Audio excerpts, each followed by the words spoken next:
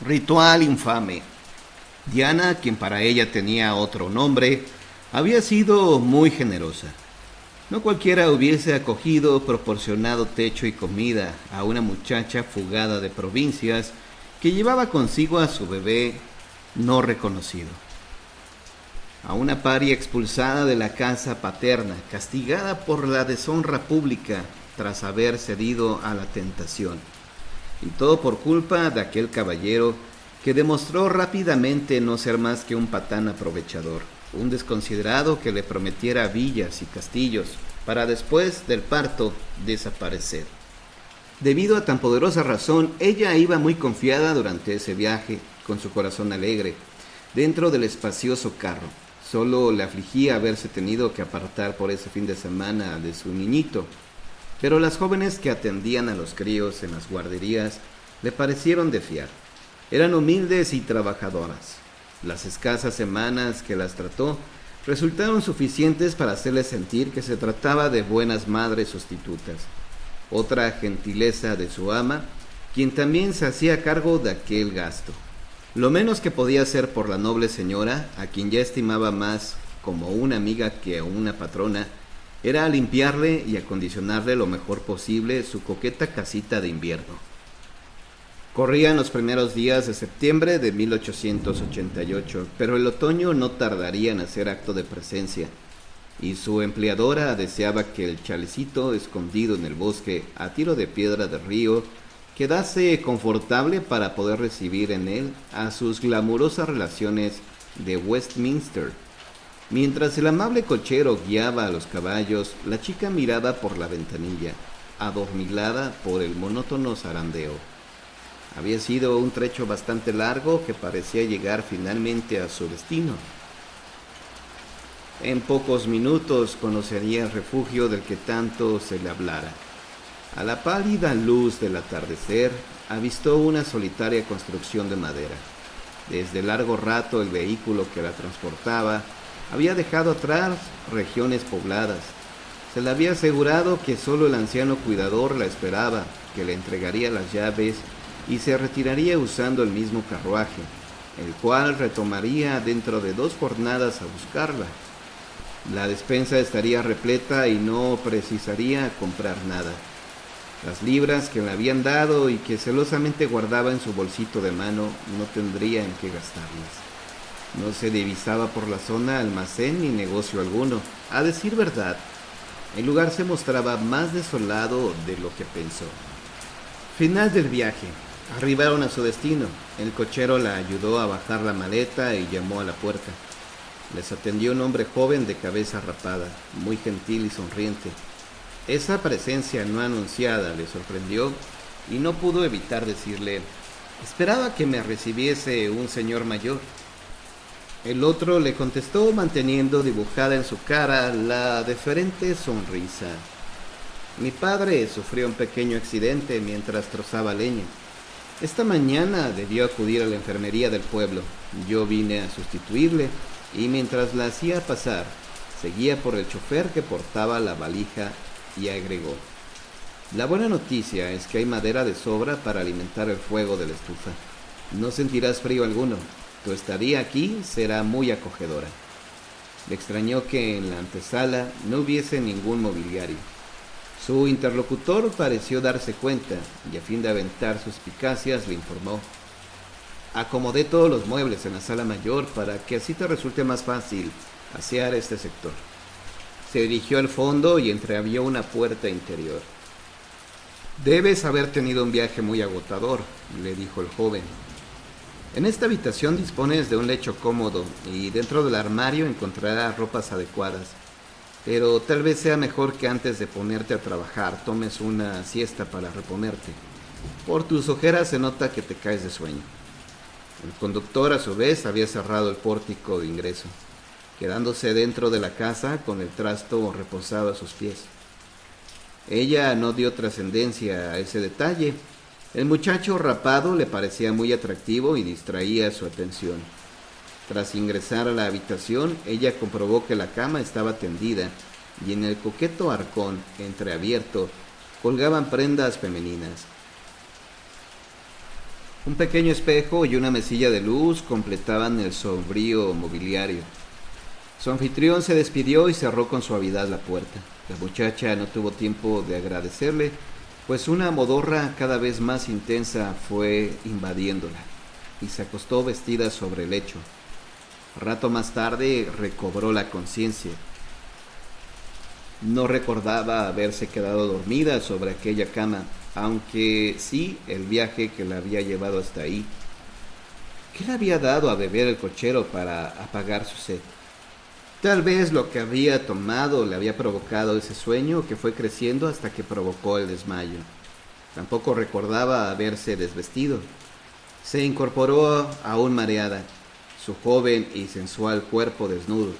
Tal vez sus ropas estuvieran en la sala de ingreso. Se sorprendió de no sentir miedo, sino una irrefrenable curiosidad por recorrer aquella finca misteriosa, por lo cual salió de este cuarto y pasó por la sala principal que estaba vacía. Al final vislumbró un pasillo, lo atravesó con paso vacilante hasta adivinar entre las sombras un nuevo habitáculo. Una fuerza extraña la impulsaba a entrar ahí.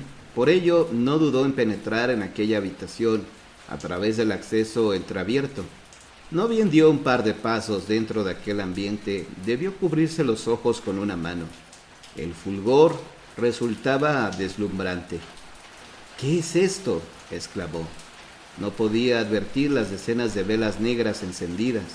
La descomunal fogata generada por aquellas lumbres la privaron del uso de la vista.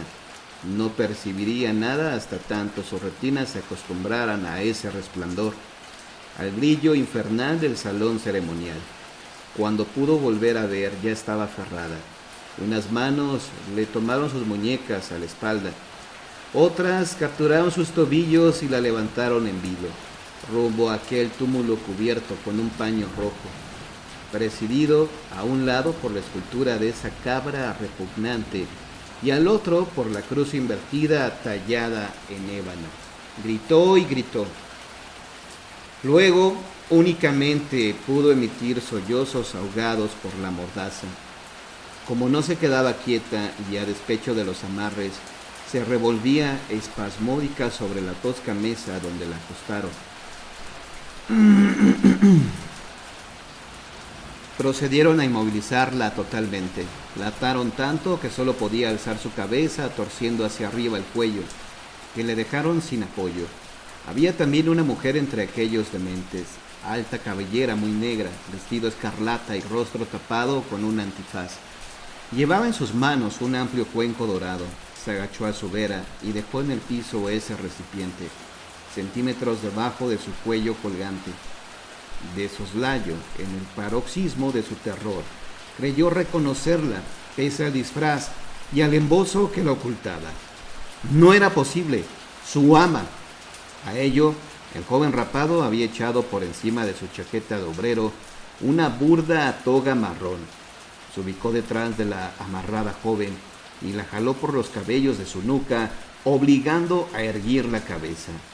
Le ajustó todavía más la mordaza. Desde esa posición, la prisionera no podía dejar de ver a quien, sin duda, era el jefe de todos. A ese gigante enfundado en una oscura capa azulada y bajo cuya cogulla exhibía la máscara con semblante de pájaro diabólico. Lo oyó canturrear en una lengua exótica. La pérfida dama de pupilas color esmeralda que la había traicionado también profería sonidos broncos que retumbaban ensordecedores. Un intenso mareo fue apoderándose de su conciencia. El griterío cesó. El ave rapaz enorme se le aproximaba. Sostenía un puñal reluciente de tan afilado. Ella apretó los ojos con todas sus fuerzas. Es solo un mal sueño, una pesadilla. No puede ser verdad, se dijo. Tal vez habría quedado dormida dentro del coche durante el prolongado trayecto. Sí, eso tenía que ser. Un esfuerzo de voluntad y lograría al fin despertarse. Abrió los párpados, pero no se hallaba en el interior del carruaje. El ave rapaz enorme continuaba ahí y blandía el mismo cuchillo. A su vez, Su artera empleadora se había aproximado y colocó una vela blanca encendida sobre un tosco túmulo puesto a los pies de la mesa del sacrificio. Ella no podía dejar de contemplar la ardiente lumbre y tampoco el rostro de la malvada, que estudiaba con lentitud. Iba quitándose la careta tras la cual lo escondía. Ahora, al fin iba a reconocer su cara verdadera, pero no.